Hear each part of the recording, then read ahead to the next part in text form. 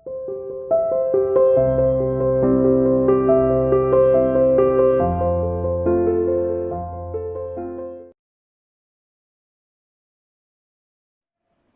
dear student, welcome to C International School online classes. Dear plus one commerce class chapter 13 index number हमने शुरू किया था। आज इसका टॉपिक हम डिस्कस करेंगे प्रॉब्लम क्या है इंडेक्स नंबर की। मीनिंग मैं बता चुकी हूँ, आई होप आपको क्लियर भी हो गया होगा।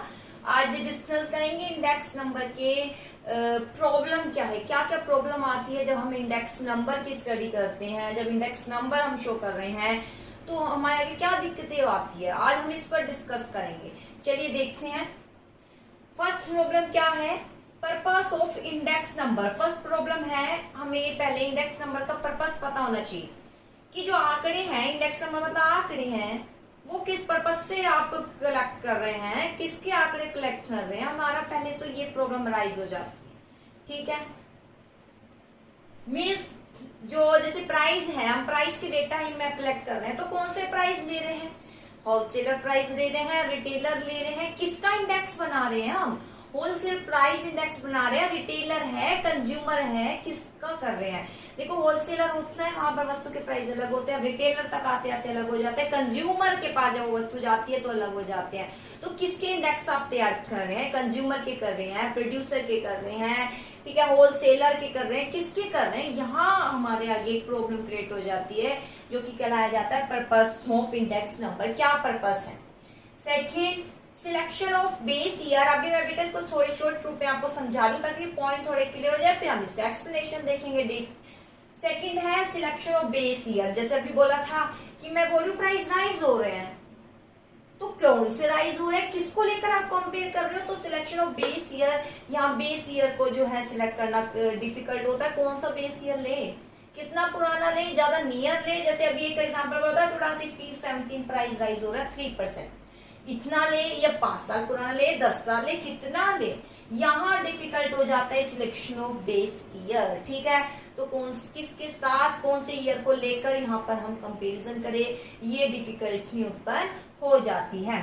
इसके बाद आता है selection of goods and services. भाई हमें ये तो पता चल गया, ठीक है, हम कौन से इंडेक्स ले रहे हैं, हम कंज्यूमर प्राइस इंडेक्स बना रहे हैं, ठीक है, या रिटेलर प्राइस इंडेक्स है, होलसेलर है, जो भी है। हम कंज्यूमर प्राइस इंडेक्स मान लीजिए हमने कंपेयर कर लिया है कि कंज्यूमर प्राइस इंडेक्स बनाएंगे, कंज्यूमर के पास जब वस्तु जाती है तो किस किस प्राइस के थ्रू उसका प्राइस बढ़ रहा है, कंज्यूमर उसको ले रहा है, तो उसको हम बेस ईयर से, चलो हम बेस ईयर भी ले लेंगे, मान लीजिए 2019 है या 2004 और 5 बेस ईयर से हम उसको कंपेयर कर रहे हैं।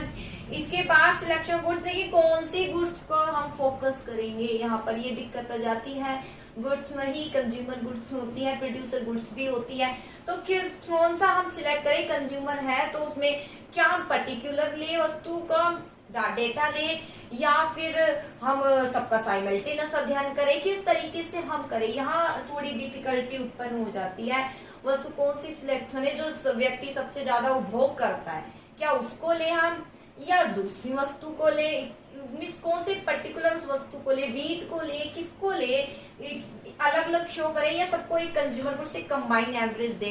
यहाँ डिफिकल्टी उत्पन्न हो जाती है। या अलग अलग एक डेटा बनाए जो वस्तु सबसे ज्यादा बिकती है, सबसे ज्यादा उपभोग होता है, तो यहाँ पर ये डिफिकल्टी आती है। अगला selection of price of goods and services. फिर वही प्राइस आ जाता है, अगर गुड्स हम ले भी लेते हैं तो कौन से प्राइस को लेकर उस वस्तु को आगे हम कंपैरिजन करना है। प्राइस वही है, कंज्यूमर की प्राइस, रिटेलर लेना है, होलसेलर लेना, मतलब कौन सा प्राइस लेना है, यहाँ डिफिकल्टी उत्पन्न हो जाती है। इसके बाद to find out average price. Average price, क्या हम एवरेज प्राइस ले। एवरेज प्राइस मेनली रूप से साइमल्टेनियस जब हम अध्ययन करते हैं तब लिया जाता है, ठीक है। तो किस तरीके से फाइंड आउट करें एवरेज प्राइस अगर हमें जरूरत हो तो, ठीक है। Selection of method. अब इसके आगे आएगा मेथड कौन सा सिलेक्ट करें, इसमें हम पढ़ेंगे last pair, past, check, future, ये कई मेथड है बहुत पॉपुलर। तो कौन से मेथड को हम अप्लाई करें इस क्वेश्चंस को आगे निकालने के लिए, डेटा को। प्रॉब्लम ऑफ फाइंडिंग एवरेज, ठीक है। फाइंडिंग एवरेज, एवरेज निकालने में क्या प्रॉब्लम आ रही है, किस तरीके से निकालना है, कौन सी गुड्स सिलेक्ट करनी है, ये सब हम प्रॉब्लम फेस कर सकते हैं। सिलेक्शन ऑफ फॉर्मूला, वही सिलेक्शन, कौन सा फॉर्मूला यूज करना है जो यहाँ पर था, कौन सा मेथड, वही फॉर्मूला, कौन सा फॉर्मूला यूज करें जिसके बेस पर हम क्वेश्चंस निकाल सकते हैं, इंडेक्स नंबर हम फाइंड आउट कर सकते हैं। तो ये कुछ प्रॉब्लम है जो इंडेक्स नंबर की है। चलिए अब हम इसके एक्सप्लेनेशन पर आ जाते हैं। इसका एक्सप्लेनेशन क्या है? फर्स्ट ऑफ ऑल अगर हम देखें purpose of index number, there are various type of, बहुत से इंडेक्स नंबर जो है कंस्ट्रक्ट किए जाते हैं डिफरेंट ऑब्जेक्टिव के according. Before constructing index number, construction करने से पहले वन मस्ट डिफाइन ऑब्जेक्टिव पता होना चाहिए भाई किस पर्पस से कर रहे हो, ठीक है। The construction index number signify influence by objective, index number का जो कंस्ट्रक्शन, इंडेक्स नंबर जो बना रहे हो, निकाल रहे हो, वो जो है डिपेंड करता है आपका ऑब्जेक्टिव क्या है, उसको लेकर ही आप इंडेक्स नंबर बनाएंगे। जैसे मान लीजिए objective study the impact of change in value of money on consumer, one should construct consumer price index number. जैसे हमारा ऑब्जेक्टिव है, क्या ऑब्जेक्टिव है, हमें स्टडी करनी है इम्पैक्ट, किसका इम्पैक्ट, की जो प्राइस क्या हो रहे हैं, चेंजेस हो रहे हैं, प्राइस चेंजेस का क्या प्रभाव पड़ रहा है कंज्यूमर पर। अगर हमें हमारा ऑब्जेक्टिव ये है कि जो प्राइस चेंजेस हो रहा है उसका कंज्यूमर पर क्या प्रभाव पड़ रहा है, तो हम कौन सा इंडेक्स बनाएंगे, कंज्यूमर प्राइस इंडेक्स। आगे इफ यूर स्टडी, अगर हम ये देखना चाह रहे हैं impact change in purchasing power money on producer, we shall construct on the number on the basis of wholesale price। ऐसे ही अगर हम ये देखना चाह रहे हैं कि जो प्रोड्यूसर है, प्रोड्यूसर से जो वस्तु ली जा, प्रोड्यूसर से कौन वस्तु लेता है, होलसेलर, ठीक है। तो होलसेलर की कितनी परचेजिंग पावर है प्रोड्यूसर से वस्तु को लेने की, ठीक है। प्रोड्यूसर से वस्तु कौन लेता है, वस्तु बन रही है प्रोड्यूसर, उससे लेगा होलसेलर, होलसेलर से लेगा रिटेलर।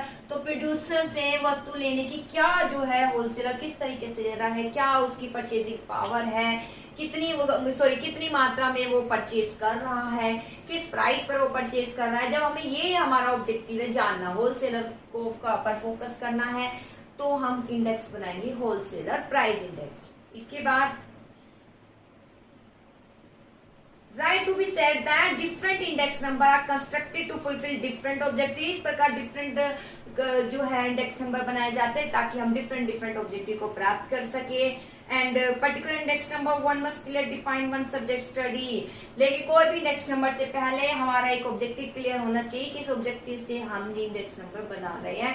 जैसे प्राइस चेंजेस को हम कंज्यूमर पर देखना चाह रहे हैं, प्रभाव कंज्यूमर कितना पे कर रहा है, उस पर क्या प्रभाव हो रहा है, उसने अब पास से लेकर अब तक जो वस्तु परचेज कर रहा है उसके कितने प्राइस बढ़ रहे हैं, तो हम कंज्यूमर प्राइस इंडेक्स बनाएंगे। It is because objective study that nature format of index number depend, और हमारी स्टडी पर ही डिपेंड करेगा कि हम इंडेक्स नंबर क्या बना रहे हैं, ठीक है। तो मेन यहाँ ऑब्जेक्टिव डिटरमाइन करना होता है कि क्या ऑब्जेक्टिव है, किसको लेकर आप इंडेक्स नंबर बना रहे हैं, कंज्यूमर को है, होलसेलर को है, रिटेलर है, किसको लेकर बना रहे हैं, उसमें इंडेक्स बनाना कहलाया जाता है purpose of index number. I hope clear है। सेकेंड, अब आता है सिलेक्शन ऑफ बेस ईयर। भाई जब ये आपने ले लिया प्राइस चेंजेस हो रहे हैं, कंज्यूमर पर क्या प्रभाव पड़ रहा है, तो बेस ईयर भी तो लेना जरूरी है। कंपेरिजन, तो राइज हो रहे हैं प्राइस, तो कौन से प्राइस को लेकर, कौन से ईयर को लेकर आप कह रहे प्राइस राइज हो रहे हैं। चलिए, तो selection of base year, selection of base year is another problem in construction index number. ये एक और प्रॉब्लम है कंस्ट्रक्शन ऑफ इंडेक्स नंबर की। Base year is reference year, base year एक संदर्भ ईयर होता है जिसके आधार पर हम स्टडी करते हैं, कंपैरिजन करते हैं। इट इज वह ईयर जो price of current year are compare. Base year वो होता है जिसके आधार पर हम करंट ईयर को क्या करते हैं, कंपेयर करते हैं। बेस ईयर वो है जिसके आधार पर करंट ईयर को क्या किया जाता है, कंपेयर किया जाता है। It is year which price of current year are compared as far as possible. Base year should be normal year. जितना पॉसिबल हो बेस ईयर क्या होना चाहिए, नॉर्मल ईयर। नॉर्मल ईयर मतलब जो बहुत ज्यादा पुराना नहीं हो और जहां से लग रहा है कि हम कंपैरिजन कर सकते हैं कि प्राइस यहाँ से बढ़ने क्या हो रहे हैं, स्टार्ट हो रहे हैं, तो एक नॉर्मल ईयर होना चाहिए, बहुत पुराना नहीं होना चाहिए। That it should be the one without much up down. The index would fall to capture real change in the variable year 2004-5 treated as base year in India at present.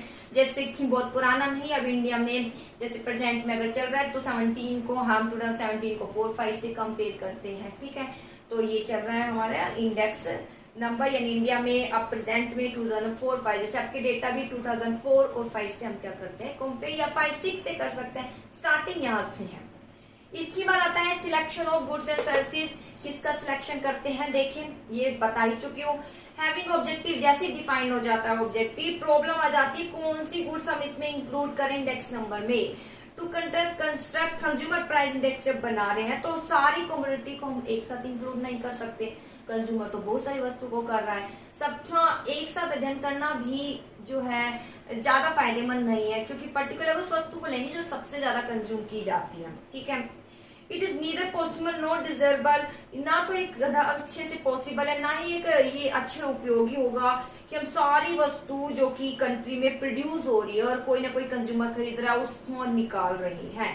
We are choose, हम केवल उसी goods को choose करेंगे जो सबसे ज्यादा represent most of other in the market, जो सबसे ज्यादा खरीदी जाती है। दूसरे शब्दों में कहे commodity selected should have widely consume, मैंने पहले ही बता दिया था, उसी वस्तु को सबसे ज्यादा चूज करेंगे जो वाइडली क्या की जाती है, कंज्यूम की जाती है, वाइडली क्या की जाती है, कंज्यूम की जाएगी, उसी वस्तु को हम क्या करेंगे, सिलेक्ट करेंगे। इसके बाद फॉर एग्जाम्पल राइस, मिल्क, घी है, व्हीट है, आप ये कह सकते हो, क्लॉथ है, large number of goods more represent, ये भारी मात्रा में खरीदे जाते हैं, ठीक है, तो हम इसको जो है ले सकते हैं, इस वस्तु को सिलेक्ट कर सकते हैं स्टडी के लिए। जब हम कंज्यूमर प्राइस इंडेक्स ले रहे हैं तो फिर बेस ईयर लेंगे, किस ईयर से कंपेयर, जैसे प्रेजेंटली 2004-5 से कंपेयर किया जाता है। फिर गुड्स लेंगे, क्योंकि कंज्यूमर तो बहुत गुड्स कंज्यूम करता है, सारी कंट्री में इतनी वस्तु को हम नहीं ले सकते, कौन कौन सी, तो मेनली जो इम्पोर्टेंट है उसको लेंगे, व्हीट है, घी है, राइस है, ठीक है, पल्सेस आप कह सकते हो, और क्लोथ है, जनरली ये खरीदे जाते हैं, तो इन पर हम स्टडी कर सकते हैं। अगला selection of price of goods and services, जब वो गुड्स को सिलेक्ट कर दिया तो अब आता है प्राइस कौन सा ले, चलिए देखिए। Having selected the goods and services, problem arise of price to be selected, अब प्राइस लेना होता है, प्राइस कौन सा ले, वस्तु को बेस ईयर से ले लेंगे, वस्तु सिलेक्ट कर ली, किस प्राइस के थ्रू हम इसको कंपेरिजन करें। Broadening construction of price index, problem is whether to adopt retail price, अब प्रॉब्लम राइज हो जाती है कि कंज्यूमर प्राइस इंडेक्स आप ले रहे हो, कंज्यूमर प्राइस इंडेक्स बना रहे हो, तो हमने बेस ईयर भी चलिए ले लीजिए, वस्तु भी चूज कर ली, अब कौन से प्राइस को लेकर वहां पर गणना करें, प्राइस रिटेलर ले या होलसेलर प्राइस को लेकर चर्चा करें कि वहां से इस तरीके से प्राइसेस बढ़ना शुरू हो रहे हैं, होलसेलर का प्राइस ये था, कंज्यूमर तक पहुंचते पहुंचते ये हो गया, या रिटेलर्स के लिए ये प्रॉब्लम क्रिएट हो जाती है, ठीक है। और open choice would depend upon objective, ये भी हम डिपेंड करता है हम क्या ऑब्जेक्टिव किसको लेकर चल रहे हैं, हम रिटेलर ले या होलसेलर, मेनली हम रिटेलर लेंगे। अब आता है to find out average price, average price निकालेंगे in the construction index number, base year value assume, base year को क्या लिया जाता है 100, ये पहले बता चुकी हूँ, बेस ईयर को क्या माना जाएगा 100 माना जाएगा, बेस ईयर क्या होगा 100 होगा। आगे which is assume to 100, other value different are related to 100, और बाकी वैल्यू को हम 100 से ही कंपेयर करेंगे। इफ क्लॉथ प्राइस, जैसे बोला है क्लॉथ का प्राइस 5 रुपीज पर मीटर, अभी बोला था ना, क्या इसको थर्ड क्वेश्चन था, क्या यूनिट में कंपेयर कर सकते हैं, हाँ जी यूनिट में अभी लिखा है 5 रुपीज पर मीटर। फिर जैसे जैसे हम इसको आगे निकालेंगे तो इसकी यूनिट का कोई रिलेवेंट नहीं रहता, वो खत्म हो जाती है यूनिट। जैसे देखिए क्लॉथ का price ₹5 metre in the base year, is found to be अब 10 per metre in the current year में 10 पर मीटर पाया गया है, तो आप क्या कहेंगे प्राइस ऑफ क्लॉथ यानी 200 for the current year, price जो है कितना हो रहा है दुगना है, 5 से 10 यानी 2 गुना बढ़ चुका है, ठीक है। ₹5 है, मान लीजिए 2000 कौन सा ईयर दिया हुआ है, क्लॉथ प्राइस 5 पर मीटर बेस ईयर, ठीक है, बेस ईयर मान लीजिए 5 रुपीज पर मीटर था, अब 10 रुपीज पर मीटर है, किस तरीके से निकालेंगे, ठीक है। 200 यानी 2 टाइम्स क्या हो रहे हैं, इंक्रीज हो रहा है, दुगना इंक्रीज हो रहा है। For the current year price relative for other commodity are work out, ऐसे ही अदर प्राइस निकाल ले लिया जाता है, बेस ईयर 100 रहता है, और इसी तरीके से हम इसको निकाल सकते हैं, ठीक है। मेनली बस इतना एक्सप्लेनेशन यहाँ पर बहुत है। इसके बाद आता है सिलेक्शन ऑफ मेथड क्या है, ठीक है, एक लाइन में पीछे बता देती हूँ, P01 वैसे मैं आगे भी डिस्कस करूंगी क्योंकि क्वेश्चन ही इस तरीके से निकलेंगे। हाँ जी, बेस ईयर इंडिकेट किया जाता है 0 से, करंट ईयर इंडिकेट किया जा रहा है 1 से, तो प्राइस इंडेक्स को हम P01 लिखते हैं। P01 बेस ईयर को 0 से, करंट ईयर को किससे शो किया जाता है 1 से, तो प्राइस इंडेक्स को हम शो करते हैं P01, current year 1, base year 0, ठीक है। तो P01 से हम इसको शो करते हैं जब क्वेश्चन निकालते हैं। अब आता है selection of method of waiting, यानी कौन सा मेथड को हमें चूज करना है वेट यानी महत्व देने के लिए। To work out average price निकालने के लिए every care should be taken relative significant different commodity, हमें विभिन्न पहले इंपॉर्टेंस देखना है और फिर मेथड यूज करना है। जैसे जब कंस्ट्रक्ट कर रहे हैं index number weight according to different commodity according to their relevant significant, हम उसको वेट देंगे। वेट के क्वेश्चन जैसे उसमें पढ़े थे आपने मील में, ठीक है, वेट होता है। ऐसे यहाँ पर उसका महत्व, जैसे यहाँ पर अभी बोला है वीट है, क्लोथिंग का बहुत ज्यादा महत्व है और वस्तुओं से, ठीक है, तो वो उनको ज्यादा हम मेथड देंगे, उनको एक वेट देंगे, वेट यानी उनको इम्पोर्टेंस। देन सिमिलर मेथड है वेट के Fisher method, Paasche, Laspeyres, while contesting weight index number 1 must justify, हमें चूज करना पड़ेगा कौन सी टेक्निक यूज कर रहे हैं। ऐसी प्रॉब्लम ऑफ फाइंडिंग एवरेज, कैसे इन फाइंड आउट एवरेज वैल्यू, जब एवरेज निकाल रहे हैं तो एवरेज में हमने पढ़ा है कई एवरेज, अरिथमेटिक एवरेज है, ज्योमेट्रिक एवरेज है, तो कौन सा एवरेज हमें यूज करना है, ठीक है, ज्योमेट्रिक यूज करना है या अरिथमेटिक, आपने अरिथमेटिक पढ़ा है तो अरिथमेटिक ही यूज करेंगे। तो किस कौन सा हम यूज करें जब एवरेज ये प्रभावित करता है, डिफरेंट काइंड के एवरेज है जो डिफरेंट डिफरेंट तरीके से निकलते हैं। अब आता है selection of formula, selection of formula वही जो यहाँ मेथड था, एक एग्जैक्ट रूप से हमें फॉर्मूला चूज करना है कि लेस्पियर, पास्चे, डॉर्विश है, बाउले है, कौन सा फीचर मेथड है। One has to decide about method while constructing the index number, जब इंडेक्स नंबर निकाल रहे होते हैं तो हमें कंस्ट्रक्ट करना होता है। अभी आप आगे पढ़ोगे कि पास्चे मेथड है, फिशर है, कैसे इसको फाइंड आउट किया जाता है इंडेक्स नंबर में। तो ये है बेटा प्रॉब्लम। फिर सबसे पहले प्रॉब्लम है पर्पस की, पर्पस किस पर्पस से इंडेक्स नंबर शो कर रहे हो हम, कंज्यूमर पर क्या प्रभाव पड़ रहा है प्राइस का, इसलिए कंज्यूमर प्राइस इंडेक्स निकाल रहे हैं, होलसेलर निकाल रहे हैं। फिर बेस ईयर कौन सा लेंगे, जैसे करंटली 2004-5 चल रहा है। Selection of goods and services, कौन सी वस्तु को आप चूज करेंगे कंज्यूमर प्राइस इंडेक्स में, कौन सी वस्तु, वही वस्तु जो कंज्यूमर सबसे ज्यादा चूज करता है यानी सबसे ज्यादा कंज्यूम करता है, घी है, वीट है। फिर प्राइस देखेंगे, वही कौन सा प्राइस लोगे उन वस्तु का, रिटेल लोगे या होलसेल लोगे। Find out average price, average price अगर निकालना हो तो कैसे निकालोगे, वही बेस ईयर लेंगे, करंट ईयर फिर इस तरीके से निकालेंगे। सिलेक्शन ऑफ मेथड, कौन सा मेथड, वेट के लिए, ये वेट के लिए है, ये फॉर्मूला है, ये वेट के लिए, वेट के लिए भी और लेस्पियर, पास्चे कौन सा यूज करेंगे। प्रॉब्लम फाइंडिंग एवरेज, एवरेज कौन सा लेंगे, अरिथमेटिक एवरेज और ज्योमेट्रिक एवरेज आप यूज करेंगे। सिलेक्शन ऑफ फॉर्मूला कौन सा यूज करेंगे, लेस्पियर, पास्चे, ठीक है। तो ये कुछ बेटा इसकी प्रॉब्लम है, अच्छे से उसको रीड करना 2-3 टाइम्स तो आपको अच्छे से समझ जाएगा। ओके बेटा, थैंक यू।